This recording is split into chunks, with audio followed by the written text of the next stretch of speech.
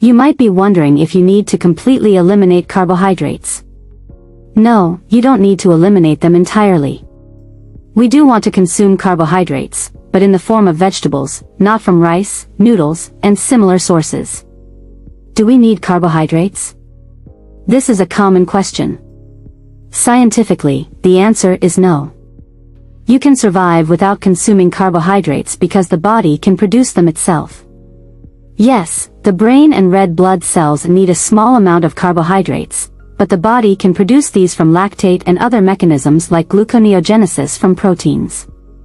Therefore, you don't need to consume carbohydrates to survive. However, we don't aim for 0 grams of carbohydrates, we want to consume them in healthier forms. Carbohydrates are the only macronutrient we don't need to consume directly to survive, unlike essential amino acids and fatty acids which we must ingest. Let's discuss what carbohydrates are, where they are found, and their functions. Carbohydrates are present in rice, noodles, baked goods, sweets, and sugary drinks. Carbohydrates are energy suppliers.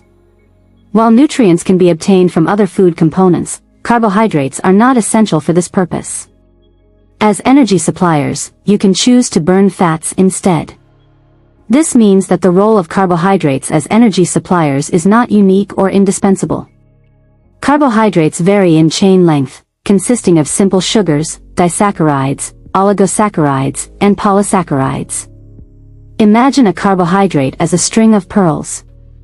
Simple sugars are one pearl, disaccharides are two pearls, and polysaccharides are many pearls strung together. When you eat whole grain bread and chew it, the carbohydrate chain gets broken down into simpler sugars by enzymes in your saliva. In the stomach, the bread is further broken down, and the individual sugars enter the bloodstream, where insulin from the pancreas helps cells absorb them. If you chew the bread longer, it becomes sweet as enzymes break down the carbohydrate chains into sugars right in your mouth. Regardless of the carbohydrate source, be it whole grain bread or sweets, they ultimately convert into sugars in your blood. Every form of carbohydrate ends up as blood sugar. This is crucial to understand because food labels can be misleading. For instance, a label might show 65 grams of carbohydrates but only 2 grams of sugar, which is deceptive because the other carbohydrates will also turn into sugar in the blood.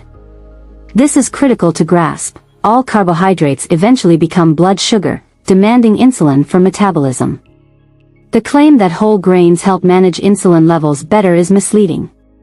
Both white bread and whole grain bread ultimately require the same amount of insulin for their carbohydrate content.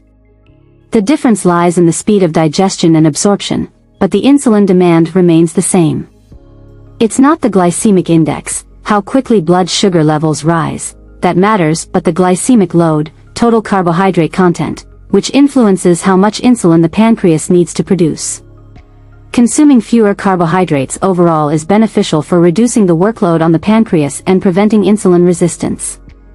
Insulin resistance occurs when cells become less responsive to insulin due to consistently high levels, leading to type 2 diabetes and weight gain.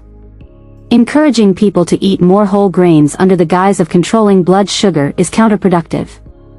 Less carbohydrate intake overall is more beneficial for maintaining healthy insulin levels. Understanding the difference between glycemic index and glycemic load is essential for managing insulin production and overall health. Watch this video multiple times if needed to fully grasp the mechanisms behind carbohydrate metabolism and its impact on insulin and health. Your Elise.